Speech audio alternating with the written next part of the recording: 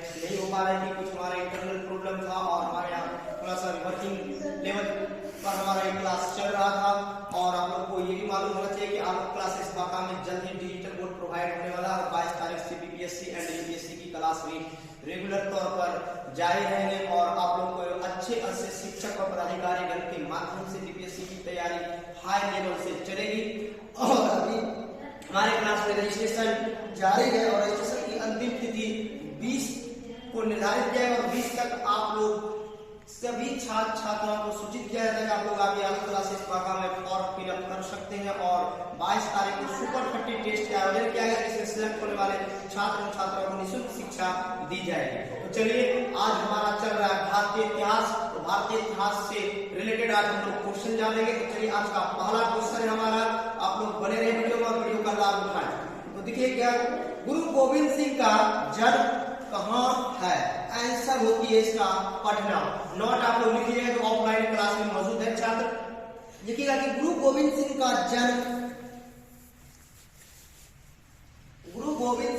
जन्म 1666 ईस्वी में, ब्रैकेट में लेना है 1666 ईस्वी में पटना में माता गुजरी देवी के गर्भ से हुआ था।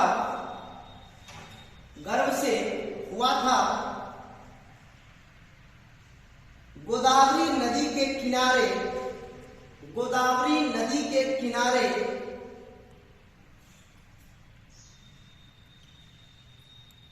नादेड़ नामक स्थान पर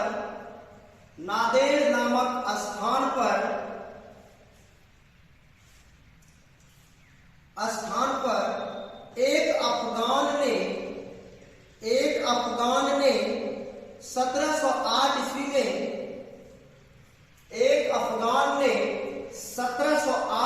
में गुरु गोविंद सिंह की हत्या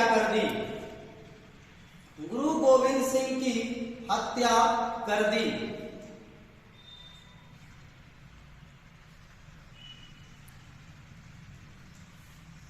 इनकी प्रमुख आत्मकथा का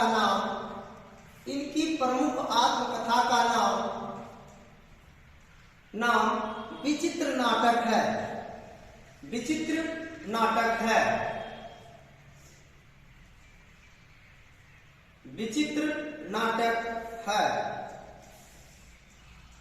इनकी एक अन्य पुस्तक का नाम चंदी दीवर है। तो बोलिएगा हम लोग दीवर है। तो आप लोगों को जवाब देना है, क्वेश्चन पूछे आप लोगों से और जवाब अच्छे कराना आप लोगों का। तो बताइए कि गुरु गोविंद सिंह का जन्म कहाँ हुआ था? पटना में हुआ था। गुरु गोविंद सिंह का जन्म पटना में कब हुआ था? 1666 ईस्वी में गुरु गोविंद सिंह का जन्म पटना में हुआ था। पटना में किस स्थान पर? नादेड़ नामक जगह दिया हुआ है। नादेड़ नामक स्थान पर उनका जन्म हुआ था। उनकी माता का नाम क्या था? गुजरी देवी नाम था। गुजरी देवी के गर्भ से ही गुरु गोविंद सिंह का जन्म पटना के नादेड़ नामक स्थान पर 1666 ईस्वी में हुआ था।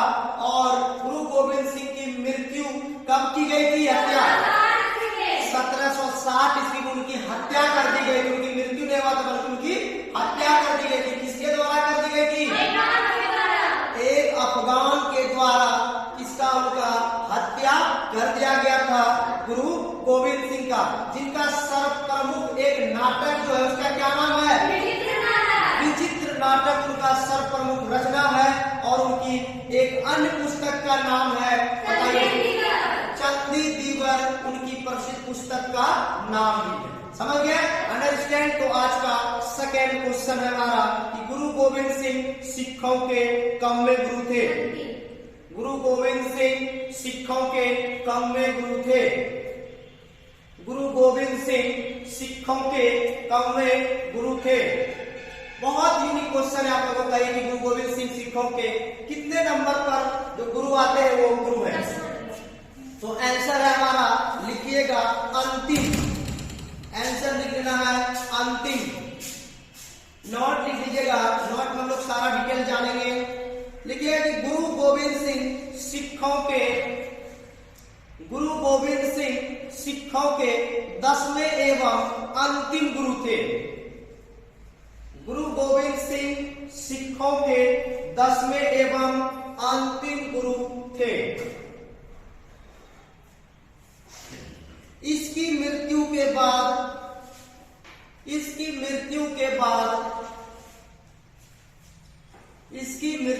बाद सिखों का नेतृत्व बंदा बहादुर ने किया था। जबकि गुरु का दर्जा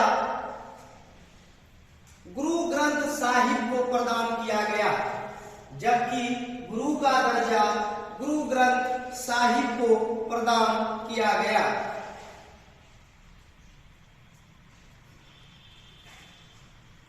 तो बताइएगा, आप लोग जवाब देना है पीछे से।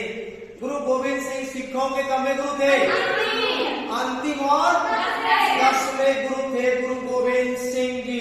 इनकी मृत्यु के बाद जो कौन बना?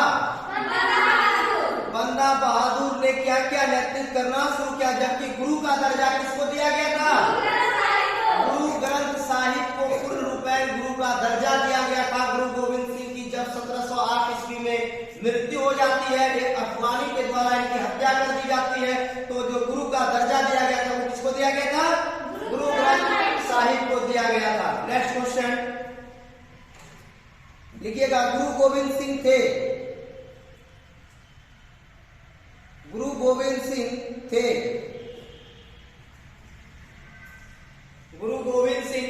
आंसर लिखिएगा अंतिम व 10वें गुरु। नोट में अंतर पाया जाएगा, इसलिए लिखा है इस क्वेश्चन को। अंतिम व 10वें गुरु। नोट लिखिएगा, गुरु गोविंद सिंह सिखों के 10वें व अंतिम गुरु थे। गुरु गोविंद सिंह सिखों के 10वें एवं अंतिम गुरु थे।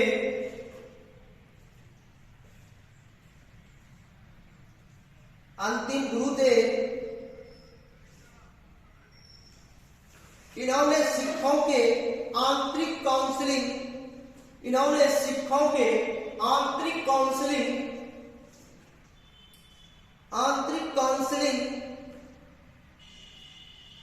खालसा पंथ की स्थापना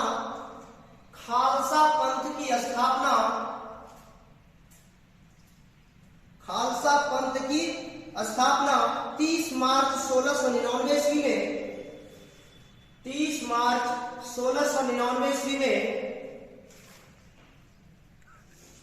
दसम ग्रंथ का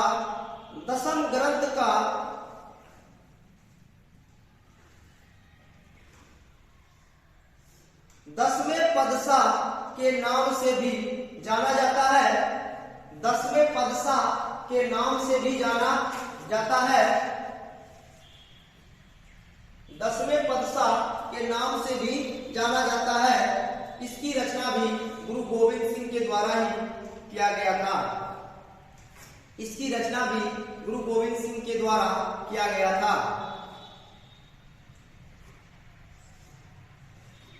गुरु गोविंद सिंह के द्वारा किया गया था। तो बताइए आप लोग कि गुरु गोविंद सिंह सिखों के कितने गुरु थे? 10वें एवं अंतिम। खालसा पंथ की स्थापना किसने किया? एक साथ जवाब देना, किसने किया? गुरु गोविंद सिंह ने। कब किया था? 1699 में। गुरु गोविंद सिंह का जन्म कहाँ हुआ था? पटना में। किस स्थान पर? कब हुआ था? 1666 में। मृत्यु कब हुई थी? 1708 में। किसने किया था?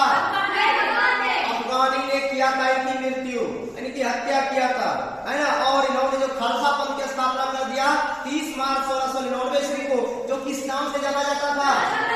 दसम पद के नाम से भी ये जाना जाता था। इसकी स्थापना किसने किया? गुरु गोविंद सिंह ने।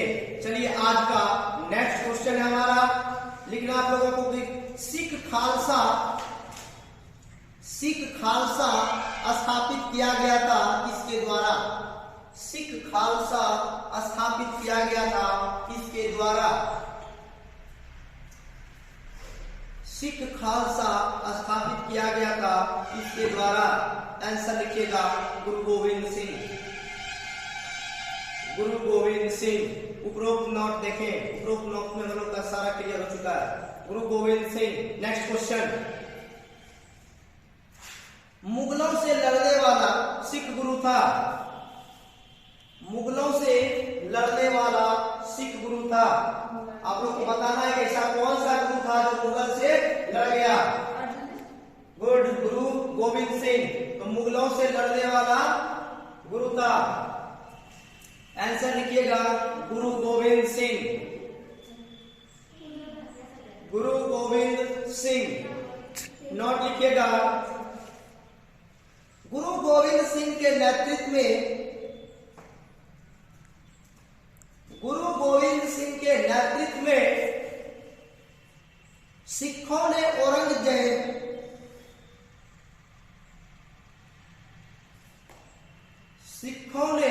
औरंगजेब की धर्मांता से क्षुब्ध होकर, औरंगजेब की धर्मांता से क्षुब्ध होकर, औरंगजेब की धर्मांता से क्षुब्ध होकर हथियार उठा लिए और मुगलों से लड़ पड़े। हथियार उठा लिए और मुगलों से लड़ पड़े।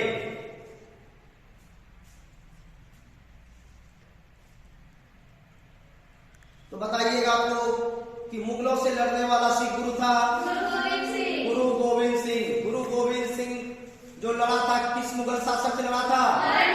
औरंगजेब के पिता का नाम क्या था? शाहजहां। क्या था? शाहजहां। शाहजहां का वाइफ का नाम क्या था? मुमताज महल। शाहजहां को कितने बेटा था? 4। कौन कौन था?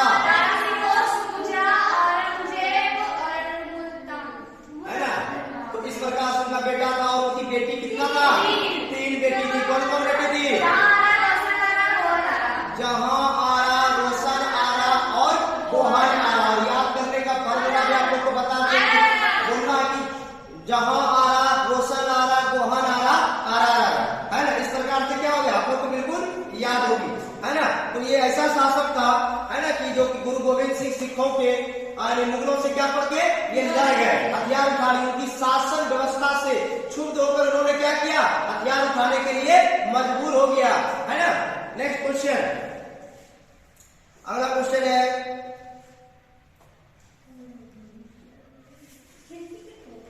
लिखिए निम्नलिखित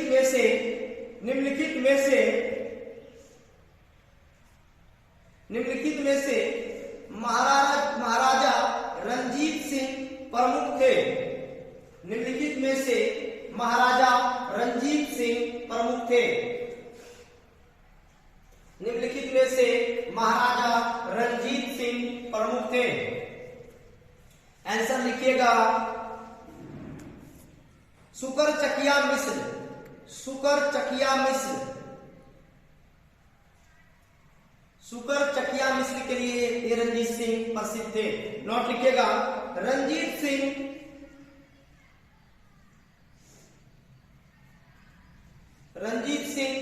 सुकरचकिया मिश्र के सरदार, सुकरचकिया मिश्र के सरदार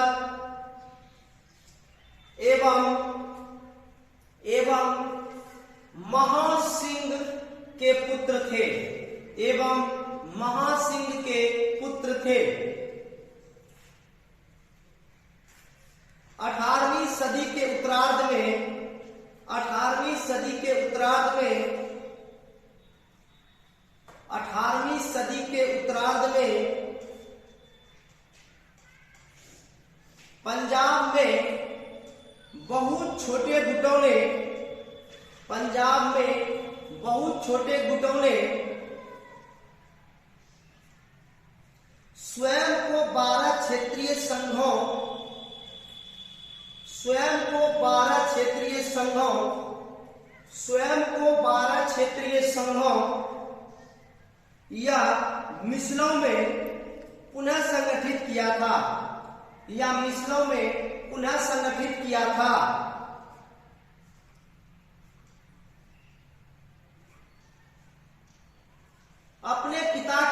मृत्यु के पश्चात, अपने पिता की मृत्यु के पश्चात, अपने पिता की मृत्यु के पश्चात रंजीत सिंह 12 वर्ष की आयु में सुकरचकिया मिस्र के सरदार बने। सुकरचकिया मिस्र के सरदार 12 वर्ष की अवस्था में सुकरचकिया मिस्र के सरदार बने। सुकरचकिया मिस्र के सरदार बने। बताइएगा, मेरे साथ बोलना है आप लोगों को कि निम्नलिखित में से महाराजा रंजीत सिंह प्रमुख थे। सुकरचकिया मिस्र के महाराजा रंजीत सिंह के पिता का नाम क्या था? क्या था? महासिंह के पुत्र थे। किस सदी में? 18वीं सदी में। कहाँ पे? कितने छोटे गुटों में बटा हुआ था? 12 छोटे गुटों क्षेत्रीय संघों में ये क्या था? मिस्रों को पुनः संगठित किया गया था। और किसकी मृत्यु हो जाती है? उनके पिता महासिंह की मृत्यु हो जाने के बाद क्या हो जाता? रंजीत सिंह जो है 12 वर्ष की आयु में अचानक उनको क्या बना दिया जाता है? सुकरचकिया मिस्र का सरदार बना दिया जाता है। क्योंकि राजतंत्र व्यवस्था में आपको पता होना चाहिए कि यही होता था कि राजा के घर से सबसे पहले बड़ा बेटा है तो बड़ा बेटा इसकी गद्दी पर क्या करता था? बैठता था, संभालता था। यही तो हमारा राजतंत्र था। जब लेकिन समय बीतता चला गया, राजतंत्र से जैसे प्रजातंत्र आया, लोकतंत्र आया, तो क्या होता है? जनता के द्वारा चुने गए प्रतिनिधि जब जनता पर शासन करता है तो ये हमारा क्या कहलाता है?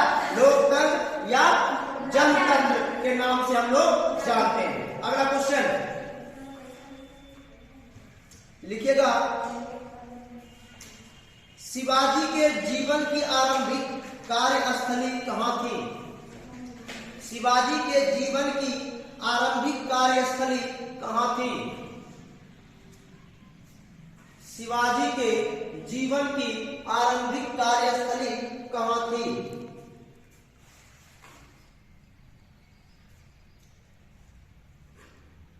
आंसर लिखिएगा, मावल प्रदेश।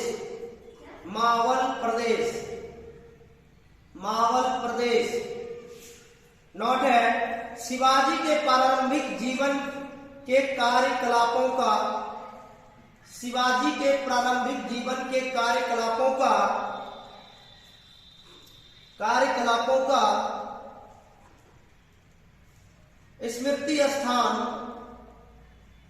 स्मृति स्थान मावल प्रदेश है। मावल प्रदेश है। यह स्थान पहाड़ियों व घाटियों से आवृत है। यह स्थान पहाड़ियों व घाटियों से आवृत है।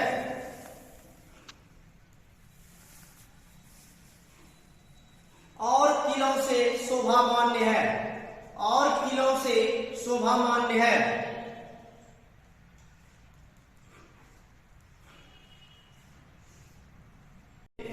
मावल प्रदेश के अधिकतर निवासी कोली और मराठी थे।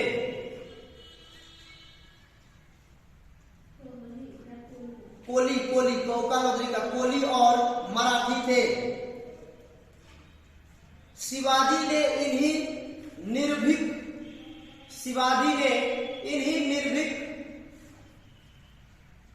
व साहसी नवयुवकों को संगठित कर अपना विजय अभियान चलाया था। अपना विजय अभियान चलाया था। तो बताइए आप लोग, शिवाजी के साम्राज्य की जो कार्यकाल स्थान रहा वो कहाँ था? यानी शिवाजी के जीवन की जो प्रारंभिक कार्यस्थली रहा वो कौन सा प्रदेश था? मावल प्रदेश उनका प्रारंभिक कार्यस्थल क्षेत्र माना गया। और यहीं से उन्होंने अपना क्या किया? क्षेत्र विशेष का विस्तार करना प्रारंभ किया। और यह जो स्थान था पहाड़ियों से घिरा हुआ था, नदियों से घिरा हुआ था। और किला जो होता था, बड़े बड़े किला मीनार, इनको क्या बनाते थे? शोभामान बनाते थे, है ना। के निवासी जो अधिकतर थे वो क्या थे? कोली और मराठी, जो काफी क्या हुआ करते थे? साहसी और निर्भीक। निर्भीक का मतलब होता है निडर, किसी से डरने वाला नहीं, तो उसी को क्या कहा जाता है? निर्भीक कहा जाता है। और साहसी मतलब आप लोग जान ही रहे कि संघर्ष करने वाला और किसी से नहीं डरने वाला, वही क्या कहलाता है? साहसी कहलाता है। तो इन्हीं लोगों को क्या किया? संगठित किया। किसने किया? किसने? शिवाजी ने संगठित कर अपना क्षेत्र विशेष का क्या किया? विस्तार किया, साम्राज्य का विस्तार किया। ठीक है, अगला क्वेश्चन। शिवाजी को औरंगजेब के द्वारा शिवाजी को औरंगजेब के द्वारा राजा कब घोषित किया गया? शिवाजी को औरंगजेब के द्वारा राजा कब घोषित किया गया? आंसर लिखिएगा 1668 ईस्वी, 1668, 1668 ईस्वी। नोट लिखिएगा 9 मार्च 1668 को 9 मार्च 1668 को जसवंत सिंह की मध्यस्थता से शिवाजी तथा औरंगजेब के मध्य संधि हुई। शिवाजी तथा औरंगजेब के मध्य संधि हुई, जिसमें बादशाह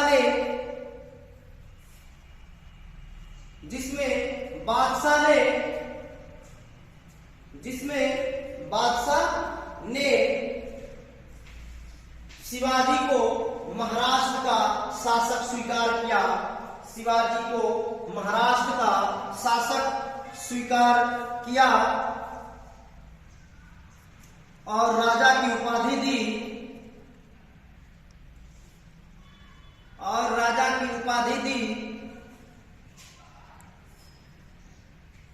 तथा बरार की जागीर